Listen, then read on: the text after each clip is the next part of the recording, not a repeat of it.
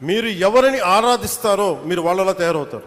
నేను పొట్టి శ్రీరాములను ఆరాధించాను, ఒక బూర్గుల రామకృష్ణారావును ఆరాధించాను, ఒక చంద్రశేఖర్ ఆజాద్ను ఆరాధించాను. నేను క్రిమినల్స్ ని ఆరాధించలా, దోపిడీ చేసేవాడిని, దగా చేసేవాడిని నేను ఆరాధించలా, హక్కుల కోసం పోరాడే వాళ్ళని ఆరాధించాను. దానివల్లే నేను తగ్గి 10 సంవత్సరాలు పార్టీ పెట్టి నేను తగ్గి, సీట్ల విషయంలో తగ్గి, అందరి చేత తిట్లు తింటా, ఒకడు అమ్మేశానని ఒకడు, ఇంకా దిగజారిపోయాను ఇంకొకడు, ఎవరు మాట్లాడినా నేను తగ్గింది.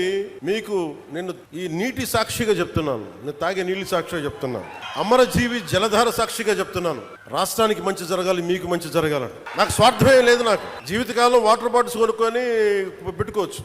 నేను ఎప్పుడు జీవితంలో కలగనలా వాటర్ బాటిల్ కొనుక్కొని నీళ్లు తాగాల్సి వస్తుంది పెరిగేటప్పుడు. దట్టు ముఖ్యంగా మరి గోదావరి జిల్లాలో గోదావరి తీర ప్రాంతం పారే కాలం ఇది, నేల ఇది. ఇక్కడ కూడా నీళ్ళ కరువు వస్తుంటే నేను ఎప్పుడు కల్లో కూడా ఎవరు ఊహించుండం. ఒకసారి మీ ఇంట్లో మీ పెద్దల్ని, మీ తాతల్ని, మీ అమ్మల్ని అడగండి, మీ నాన్నగారిని అడగండి, వాళ్ళు చెప్తారు ఎప్పుడు ఊహించుండం. 2018లో నేను భీమవరం వెళ్ళి 2000 వరుసగా తిరుగుతున్నప్పుడు, భీమవరంకి వెళ్తే మన నాయకర్ గారే ఉన్నారు, వెళ్ళి ఆయన ఎక్కడో కూర్చోబెడితే నీళ్ళు ఇస్తే పసుపు పచ్చకున్నాయి బాత్రూంలో, అవి వడకట్టుకొని తాగాలంట. నా తల తిరిగిపోయింది. నాకు ఏమైపోయినాయి అంటే భూగర్భ జలాలు కలుషితం అయిపోయినాయి.